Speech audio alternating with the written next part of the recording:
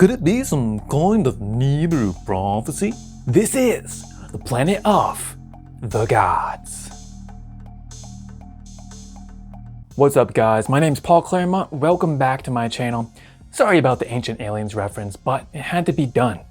Today, I'm going to present an interesting topic that I've been following for a while now, particularly within the last few years. And that topic is Planet X. I don't know about you, but I remember hearing about this back in the 90s as a kid. Could have been the 2000s, who knows. But back then, it just sounded like a whimsical sci-fi idea. A few years ago though, when I learned about all the solar system objects that have been secretly discovered in modern times, it turned this into a real possibility in my mind, along with a few other discoveries since then. But the final piece, which I'm going to share with you all today, is an astronomy article from this year, 2021, that finally got me to say, yes, all the pieces of this puzzle are here, this is 100% possible. So in this video, I'm going to show you what the Planet X theory is, the evidence showing why it's a credible scenario, how we could have missed such a large object all these years, and last, the amazing discovery in 2021 that got me to make this video. Let's do it. This planet has been called several names: Planet X, Planet 9, and even the popularized Nibiru as recorded by the Sumerians in the 3000 BCs. I personally prefer Planet X for reasons you'll see throughout this video. To start, this whole idea began when we found Uranus back in 1781. Its strange orbit allowed us to make a chain of planetary discoveries, first Neptune and then Pluto by 1930, because we knew mathematically they had to exist to explain the orbital paths. But none of them were ever enough to fully explain the orbit of Uranus. So it was theorized that there must still be another massive planet beyond Pluto. Apparently we've resolved this through modern measurements of their masses. However, Pluto itself is still weird. And within the last 2 decades, new astronomical loose ends have appeared that suggest once again a significantly massive planet beyond Pluto. But this time, with more precision. To make sense of all the new data we have from trans-Neptunian and Kuiper Belt objects, computer models show that Planet X would have to be somewhere between 5 to 10 Earth masses, with a possible orbital period between 10,000 and 17,000 years. Inconceivable! Actually, it is conceivable. Remember, Wesley also didn't believe in trans-Neptunian objects of unusual size, but as we all know, he was immediately attacked by one in the fire swamp. Some other key attributes of Planet X, though, would be an uncommon inclined orbit between 18 and 48 degrees. This means it's not level with the ecliptic plane where the rest of the 8 planets are. Possibly moving retrograde to all the other planets, which orbit in the same direction. A high eccentricity of 30%, which means its orbit is more like an oval than circular, like the other planets. And an average orbital distance of around 450 to 600 astronomical units, where 1 astronomical unit is the distance from Earth to the Sun, about 150 million kilometers. So maybe a range from 300 at the closest to 600 AU at the farthest, or even 200 to 1000 AU. I'll make more sense of these figures as we go on, but to put this planet in perspective, Earth is the heaviest of the 4 rock planets, so Planet X would be about halfway between the size of Earth and Uranus, which is 14 Earth masses. As for the crazy long orbit, our longest orbiting planet is Pluto at 248 years. But as you'll see soon, we actually know of objects that orbit much, much longer. Before we get into the evidence, let's talk about this Nibiru thing. If you watch Ancient Aliens, then you probably already know what this is, but this celestial object has been written about on the Mesopotamian clay tablets, which date up to 5,000 years old, all of which were only just discovered in the 19th century, by the way. Basically, the reason Nibiru became a popular thing in modern times is because of Zecharia Sitchin writing about his interpretation of the cuneiform tablets in his 1976 book, The 12th Planet. And I actually just ordered it in the middle of writing this video for research purposes.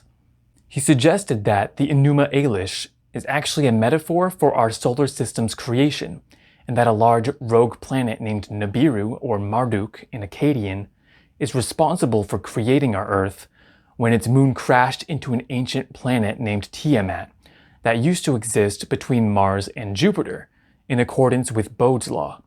So Tiamat split in half into what became our Earth and the asteroid belt, which they called the Hammered Bracelet.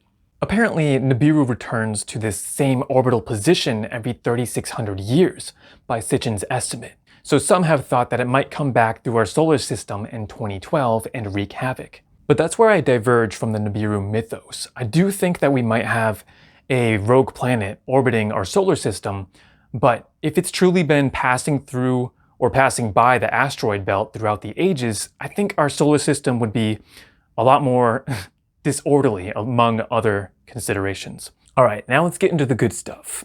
Why do we think it exists? What shows that it's possible? Most of us grew up knowing that there's already 9 planets, which included Pluto.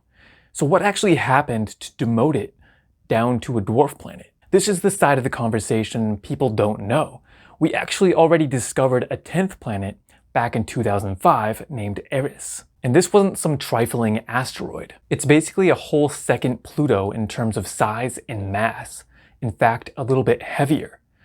This caused people to redefine the parameters of a planet, since in truth, if you check out the diameters, they're both even smaller than our moon, reducing our system from 10 to 8 true planets, where Eris and Pluto became reclassified as dwarf planets. Here's the interesting thing about Eris though, including a bunch of other objects like it called trans-Neptunian objects, TNOs. The furthest point in its orbit, the aphelion, is actually 2 times as far as Pluto's, about 97 astronomical units instead of 49 AU. So Eris is weirdly far out there, and if you remember Planet X's predicted average of 500 AU, you get a sense for how far out that is. Eris follows a huge ellipse, a high eccentricity of 44%, and it only comes as close to the Sun as Pluto itself, 37 AU, actually cutting into Pluto's orbit. Its total orbit takes 559 years, and its orbital inclination is 44 degrees. So other than the fact that Eris exists in the first place, these are the things of interest. Crazy inclination, whereas none of the other planets go past 7 degrees, and the extended orbit that suggests it's been pulled far out of place by some passing force. And in fact, Pluto shows the beginnings of this too, with an uncommon inclination of 17 degrees, and an elliptical orbit that appears pulled to the side and even overlaps with Neptune's orbit. If that was it, that wouldn't be very convincing for Planet X. However, we've discovered a lot of other large trans-Neptunian planetoids and dwarf planets, and this trend continues with a lot of them, with fun names like Make Make, the Goblin, the Flying Dutchman, Far Out, Far Far Out, and Gong Gong. We've only been able to find objects beyond Pluto within recent decades, and not with insignificant size either. Kuiper Belt objects such as Quaoar, Haumea, Orcus, and Make Make, but also a bunch of TNOs with similar orbits to Eris, in that they have more distant elliptical orbits that are inclined on a similar plane. And a lot of them appear to be grouped together, all of which astronomers have taken as a point of interest. And note the extreme inclinations in all these charts I'm showing you. Apparently some of these TNOs even orbit retrograde, which isn't supposed to happen normally. And some orbit at extreme perpendicular angles like Niku and Drac, anomalies which might be explained by the gravity of a planet X. Objects of extreme interest, and that make the idea of a 10,000-year orbit more relatable, are the sednoids, like Sedna, 2012 VP113, and the Goblin, which is now known as Leleaku Honua. These are part of what's called the scattered disk, beyond the Kuiper Belt, except they aren't under the influence of Neptune's gravity like usual, which is a huge clue to astronomers that another source of gravity has been in play. Sedna, for example, orbits from a distance of 76 to 937 AU, with an orbital period of 11,400 years. The key factors are that they are all orbiting together in somewhat the same group, and orbiting on the same plane of inclination around 20 degrees. The chance of this randomly happening approaches 0%, and without some other influence holding them there, they would naturally disperse. Experts have made computer models based off all this data to show that Planet X's orbit would be anti-aligned to these objects, meaning it swings out in the opposite direction. To summarize, not only does all this data show the gravitational likelihood of its presence, it shows that the long orbit is plausible, as well as the uncommon inclination and eccentricity. But as for its far orbit of 500 AU, for a massive object like this, it isn't unheard of. All we have to do is look at Proxima Centauri, a red dwarf star that orbits about 12,000 AU from its main binary star system. As for X's mass range of 5 to 10 Earth masses, apparently the most common type of planet throughout the galaxy falls within this mass range, so this is also a good sign. You're probably thinking, cool facts, man, but how could a massive planet randomly end up far outside our solar system like this? It could have formed early on in our system and been flung out there by gravity, but I think more likely is that there's something called rogue planets. And I think X might have been one of these, like the Nibiru story. This can be anything lower than 13 Jupiter masses, which is huge because Jupiter is already 317 times heavier than Earth. These planets are dislodged from their star systems and are just cruising through the darkness of interstellar space, waiting perhaps to zoom through an unsuspecting solar system. The smallest rogue planet was just discovered recently at like 2 times the mass of Earth. They're very hard to find, as you can imagine, and mostly located via gravitational lensing. Another object of interest I think it's useful to mention is that above rogue planets from 13 to 80 Jupiter masses is something called a brown dwarf, and these are substars. They don't fuse hydrogen properly, only deuterium, so they're very dim and relatively low mass. So these are somewhat easy to hide, like the Luhmann 16 binary system. If X was a brown dwarf though, I think we would have found it by now with infrared. A third option I've seen recently in scientific articles is the idea of micro black holes.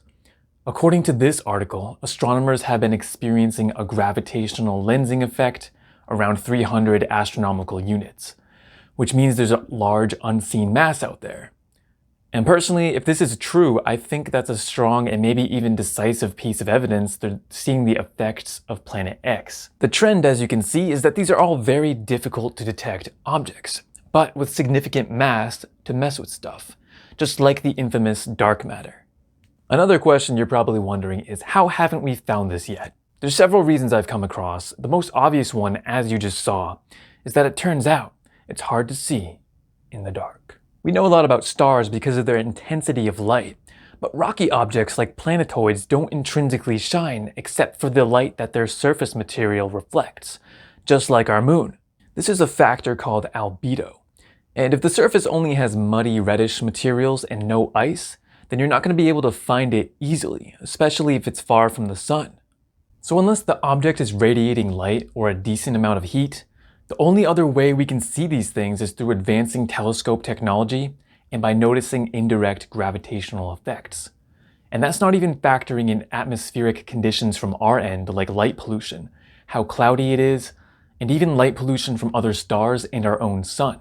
Case in point, it took until the 2000s to know that there were large objects hiding beyond Pluto, and one of which was even worthy of being called our 10th planet for a second. And also, the currently farthest known objects far out and far, far out at around 130 AU, we didn't find them until 2018, just 3 years ago. So if Planet X's closest orbit is beyond 200 AU, you can begin to see why it's possible we haven't found it yet. Number 2, when they take a batch of telescope photos on an auspicious night, it takes a long time to look through them for potential solar system objects. There's a lot of data. For example, when Eris was discovered in 2005, it was from a batch of images taken in 2003. Dr. Masao Sako mentions this challenge with regard to the Dark Energy Survey in Chile, and the binary brown dwarf star Luhmann 16 was discovered in 2013, 2 years after the infrared images were taken. And by the way, these are the third closest stars to us after Alpha Centauri and Barnard star. And they evaded detection all these years because of low light and light pollution from the galactic center. Number 3.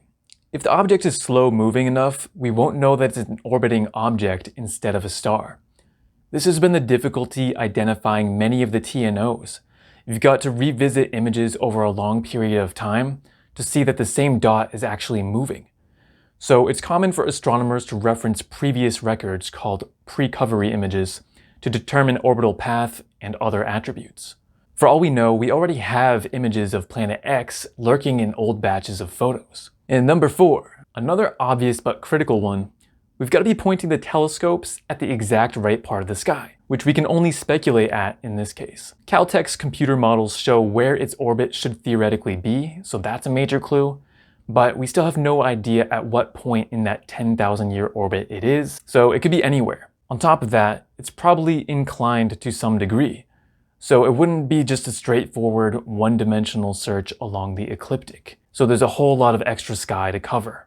Okay, now for the exciting thing I found just recently, which in my opinion is the final piece we need to know that this is definitely possible and not some outlandish fringe idea. An article from SciTech Daily in January 2021 revealed that astronomers have indeed found a Planet X in another star system. They technically discovered it in 2013 in a binary star system called HG 106906 near the Crux constellation. The key was that by looking at 14 years of telescope data, they were only able to confirm it in 2020 that it was indeed a planet bound to the stars and not just flying away into space. There's still room for 100% confirmation that it's bound to the star. However, its specs are very comparable to what we'd expect from our Planet X. An orbit of 15,000 years, a possible mass of 11 Jupiters, 3,500 Earth masses, an inclination between 36 to 48 degrees, the closest orbit of 500 AU, and a current distance around 737 AU at the moment. I was very excited about that article. I'll be linking everything I've shared below. But I want to add that we even have a micro analog of this phenomenon within our own solar system, with Neptune's moon Triton, which is bigger than Pluto, massive enough to be its own dwarf planet. It orbits retrograde at an inclined angle, implying that it had to come from an outside source, possibly captured from the Kuiper Belt, which is just beyond Neptune. Now, I want to leave you guys with a mystery, especially those of you with access to giant observatories in Hawaii or the Atacama Desert, preferably. I don't know how many of you have read the Law of One series, philosophical channeled material from 1981, but in it there's a curious part that says, is there a planet behind our sun opposite to us in orbit that we don't know about? Answer, there is a sphere in the area opposite your sun of a very, very cold nature, but large enough to skew certain statistical figures. That doesn't seem to reveal much at a glance, but actually it does because A, it tells us that it's probably not a secret brown dwarf star due to the temperature, and B, it shows that wherever Earth was on that date, if we can calculate that position, the proposed planet was on the opposite side of the sun, meaning that's the direction that we should point our telescopes and to take pictures, keeping in mind that the planet will have moved after 40 years. I'm curious to know if it's similar to what the computer models predict, or if not, maybe it'll provide a new unexpected direction no one's yet thought of. From everything I've seen, this theory seems like a very strong and perhaps inevitable possibility. Based on all the new data we found, the increased rate of advancements in this area, and the discovery of the analog, I'm gonna hype this up and say that if this thing is out there, I think we're gonna find it within 3 years, between now and sometime in 2024. And if not, then for sure within 10 years. So if it's 2031 AD and nothing happens, feel free to come back to this video and lay down some slanders of your choice. But be sure to also thank me for the interesting content. But no matter the outcome, at the very least, this stronger search for Planet X has led us to discover all these new trans-Neptunian objects, and I believe even some new moons of Saturn and Jupiter. Personally, I think Planet X is on its return orbit at the moment, so perhaps on some cloudless night in Hawaii, we'll be able to find the infamous Nibiru. Thanks for listening to my lecture, guys. I hope you enjoyed all the astronomy info. Be sure to hit like and subscribe if you want to hear more mind-expanding and spiritual content from me. And that's it. See you next time. Peace.